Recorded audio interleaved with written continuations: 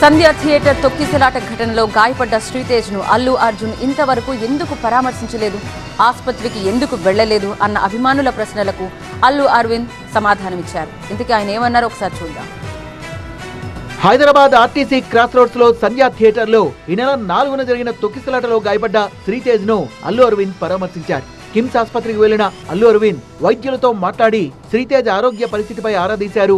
బాధిత కుటుంబ సభ్యులతో మాట్లాడారు. కుటుంబాన్ని ఆదుకుంటామని చెప్పారు అల్లు అరవింద్. హాస్పిటల్ ఐసీయూలో ఉన్న శ్రీతేజ్ ఐసీయూలో చూసి బయటికి వస్తున్నాను. డాక్టర్స్ అందరితోటి నేను మాట్లాడాను. అబ్బాయి రోజు రోజుకి రికవర్ అవుతున్నారు. లాస్ట్ 14 డేస్లోనూ పర్టికులర్ లాస్ట్ 10 డేస్లో రికవరీ కనపడుతుంది. బట్ చాలా టైం పట్టొచ్చు అని కూడా చెప్పారు.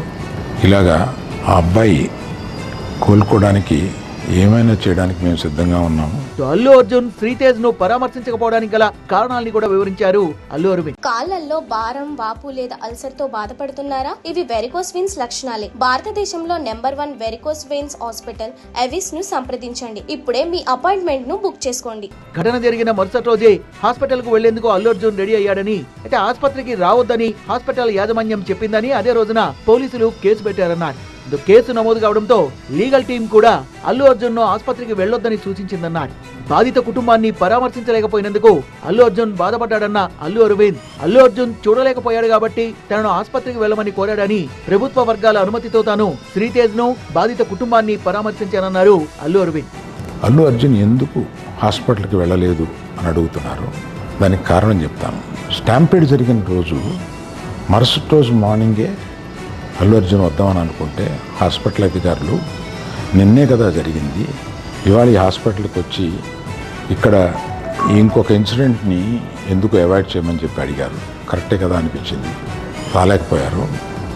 ఆ రోజునే కేసు పడింది. ఆ కేసులో పడిన తర్వాత మన legal team headed by Niranjan గారు strongly advised Bunny should not go to the hospital at all or meet the parents ఇట్లా అని చెప్పి గట్టిగా చెప్పారు. ఆ తర్వాత మేము రావడానికి అనేక నిబంధనలు, మళ్ళీ నేను ప్రభుత్వాన్ని పర్మిషన్ అడిగాను. నేనన్నా కనీసం వెళ్ళి చూస్తే బాగుంటుంది అని. తొక్కిసలాట కేసులో అరెస్ట్ అయి బెయిల్ పై విడుదలయ్యారు అల్లు అర్జున్. అడ్డంకులన్నీ తొలిగాక బాధిత కుటుంబాన్ని పరామర్శిస్తానన్నారు. ఆ కుటుంబానికి ఎల్లప్పుడూ అండగా ఉంటానన్నారు. మరోవైపు అల్లు అర్జున్ అరెస్ట్ తర్వాత సోషల్ మీడియాలో సీఎం రేవంత్ రెడ్డిపై అభ్యంతరకర పోస్టులు పెట్టిన వారిపై పోలీసులు ఫోకస్ పెట్టారు. పలువురి ఫిర్యాదు మేరకు మొత్తం 4 కేసుల్ని నమోదు చేశారు.